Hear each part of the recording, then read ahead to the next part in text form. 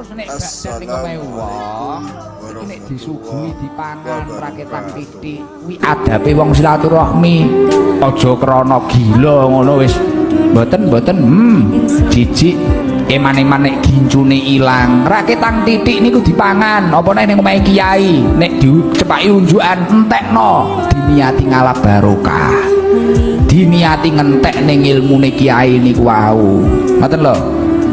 Terus uang sing di omah ya aja wedi nek kentekan jajan. Kadung muang gak nenek uang jiko astor ono beh sing dijiko kaya astore. Ki lho rengginang ki lho.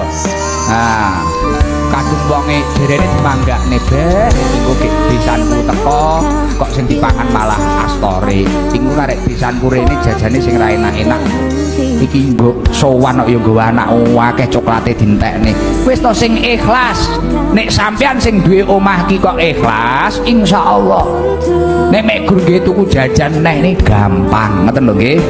Dadi sing silaturahmi ya ngregani sing duwe omah, disuguhi ya kersa dahar, sing duwe omah iki ya sing ikhlas. Krana tamu kuwi nggawa malaikat rahmat. Omah nek kerep dileboni daya insyaallah malaikat kerep mlebu ning omahmu.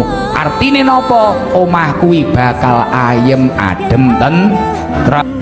Jenenge wong lek silaturahmi yo kudu ngono. Iki apalagi musuhe padha. Mosok yo ora badan-badan ngono to, Pak?